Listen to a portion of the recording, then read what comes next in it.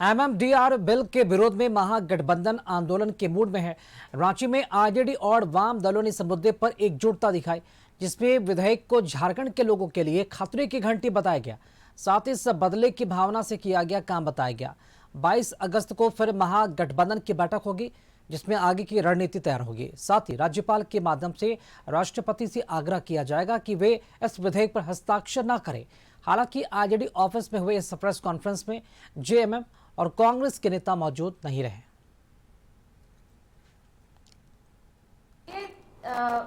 केंद्र सरकार को हम लोग बताने का काम करेंगे कि भाई अगर आप इस बार नहीं समझे तो फिर वही हालत होगा कि जैसे किसान बैठ गए थे दिल्ली में, हम लोग भी दिल्ली में बैठ जाएंगे जब तक ये बिल वापस नहीं हो जाता है। क्योंकि अगर ये बिल वापस नहीं हुआ तो राज्य सरकार का जितना काम है वो सब बाधित हो जाएगा। ये बताने की जरूरत नहीं है। हमारे देश में हमारे संविधान के द्वारा देश में जो फेडरल सिस्टम को एक संघीय प्रणाली का गारंटी किया गया है, उसकी पूरी तरह से अवहेलना है। उसको धज्जियां उड़ाने की काम की गई है। इसमें राज्य सरकार को पूरी तरह से उसको कोई कंसल्ट किए बिना एक तरफा ढंग से उनके अधिकार क्षेत्र में इंक्रोच करने का या दखलंदाजी करने की एक कोशिश है। सुप्रीम कोर्ट में गाइडलाइंस है कि उसका 56वें अनुच्छेद के अनुसार सरकार जो है अमेंडमेंट ला सकती है।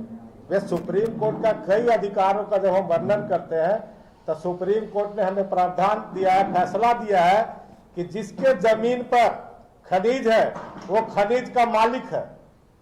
तो जब खनिज का मालिक जिसका जमीन है वो खनिज का मालिक है, तो ये सुप्रीम कोर्ट का फैसला ही है।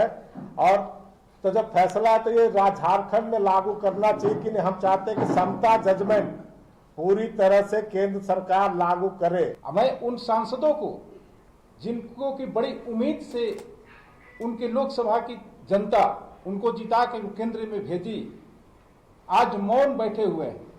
उनकी एक शब्द नहीं आ रही है और झारखंड के विकास की लंबी लंबी बातें करते थे वो। हमारे संजय सेठ जी जो मंत्री हैं, अन्नपूर्णा जी मंत्री हैं, दीपक प्रकाश जी राज्यसभा है। हमारे सांसदों को तो वहां बोलने नहीं दिया गया जो राज्यसभा में है।